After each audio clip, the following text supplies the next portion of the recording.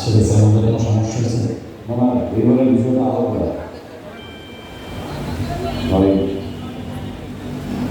আচ্ছা সম্রাট, এই এত দুর্বল মন নিয়ে থাকা চলবে? হ্যাঁ, আরে মিয়া, এর আগে কত বড় বড় রাজনীতি দল কিছুই করতে পারলো না। আরে এরা তো কোনো ভান। এবারে বিষয়টা আলাদা। কোন জায়গায় এইবার তো একের পর এক ছাত্র মরতেছে, আর যত বেশি ছাত্র মরতেছে আন্দোলনের কেস তত বেশি মরতেছে। শোনো, এটা তোমার মনের ধারণা, এরকম কিছু না। আচ্ছা, মনে নাই ওই যে ওই একই ঘটনা, তুই একেবারে সবসময় ছিল, এরপর কি আপন আন্দোলন তাজা ছিল নাকি চিপসাই ছিল? হ্যাঁ, এই গণতন্ত্রে একটা সিদ্ধান্ত উপর থেকে খবর আছে আজকে থেকে আন্দোলনকারীদের ব্যাপারে যে টলারেন্স সবার মধ্যে কেমন তখন তারা রাস্তায় নামতেছে, সহযোগিতা করতেছে, সব খবর রাখে। শোনো, আমাদের নেতা কর্মী যারা এখানে আছে সবাই সশস্ত্র ভাবে হতে বলো। ঠিক আছে। কি বলা হয়?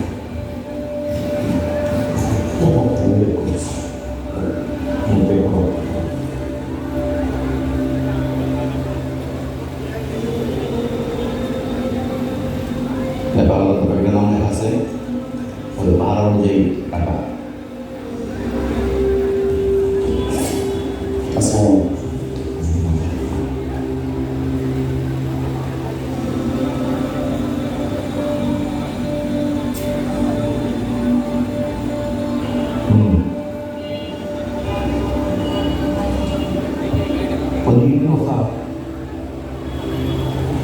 আরে নিয়ে তোমাদের বলছি তো ওখানে।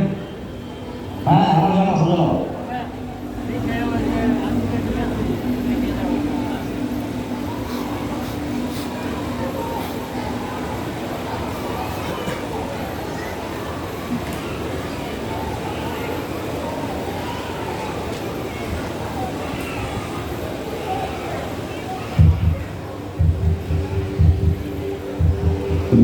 দর্শক, আজকাল কেউ বাসা না থাকে, আজকে ঘরে ঘরে পুলিশ ছাড়বে, আমাদের পরিস্থিতি আরও খারাপ হবে।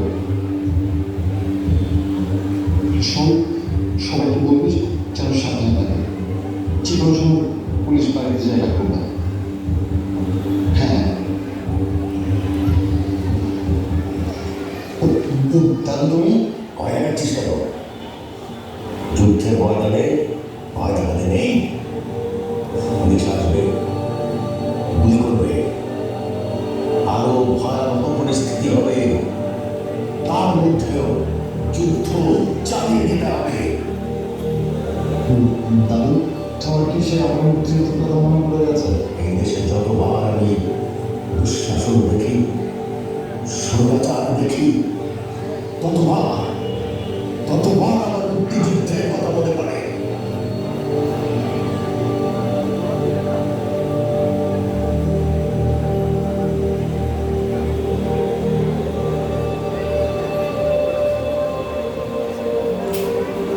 বললাম তাড়াতাড়ি চলে আসে, তখন তো কথা শুনলো না। কারফিউ দিতে সারা জীবন ধরে চালাতে হবে।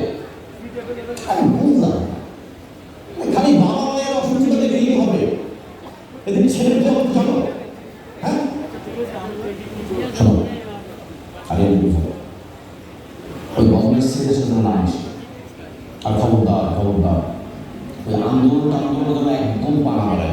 আজকে রাত থেকে উঠে যাচ্ছে শুরু হবে, কোনো দয়া করবে না। শোনো, ওই কার্ফিউ শিথিল করলে আর এক মুহূর্ত দেরি করবে না, ঠিক আছে? এদিকে কিন্তু অনাবশ্যক হয়ে গেছে, তুই আসার আগে অবশ্যই আমাকে জানাবা। হ্যাঁ, আচ্ছা ঠিক আছে। হ্যাঁ, আচ্ছা রাখো।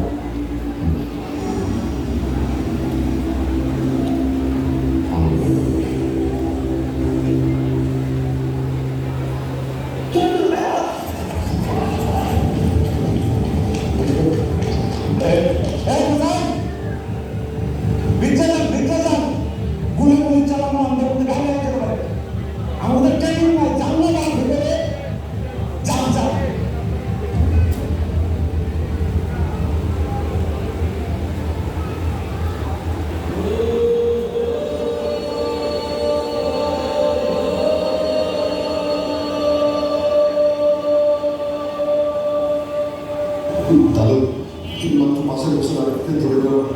দিয়েছে।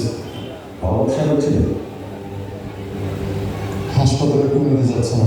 পুলিশ কি হ্যাঁ, রাস্তায় রিক্সা গাড়ি কিচ্ছু নেই। আর অ্যাম্বুলেন্স নাকি আন্দোলনকারীদের বহন করা নিষেধ। কি বলেছে? এটা নাকি সরকারের গোপন সিদ্ধান্ত। সরকারের এই গোপন সিদ্ধান্ত তোকে কি জানাবো? আরে আমার তো মাকে বলেছে, মানে মাকে বলেছে বাবা আর ডাক্তার।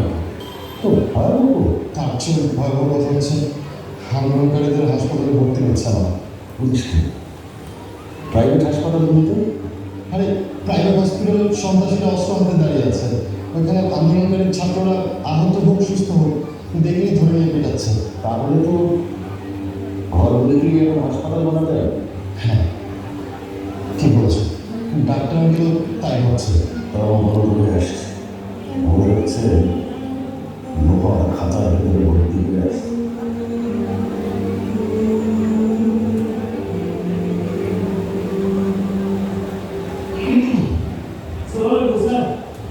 বুঝলাম। রবিয়া, জি স্যার। যে বলছে জি স্যার, মনে হচ্ছে স্যার। শোনো, আমার নির্দেশ ছাড়া আপনি না এই মুখ থেকে আমার পারমিশন ছাড়া এর ভিতর থেকে বাইরে যেতে না পারে, বাইরে থেকে যদি ভিতর করতে না পারে সব পার্টির দিকে জানাই দিল। স্যার এই আমি একটু ডাক্তার সাথে বুঝতে পারি স্যার। হ্যাঁ কোনো কিছুই ঠিকানা নাই, এক বিয়েতে কোনো সময় বাইরে আবার ঢুকে। হ্যাঁ জি স্যার। আগে মানে কেন আচ্ছা ঠিক আছে, আমি ঠিক আছে ব্যাপারটা সবাইকে জানা দেবো। আচ্ছা স্যার। নমস্কার। এদিকে বসেন।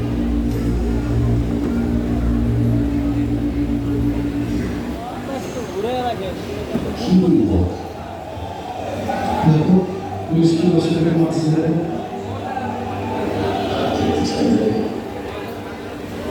তুমি তুমি ভাবছো না ভালো লাগছে ভালো করে নিব সব যেভাবে ছিল ভালো অবস্থা ছবিগুলো দেখতে পাচ্ছি না, কারণ নিয়েছিল সেরকম একটু মনে করেছিল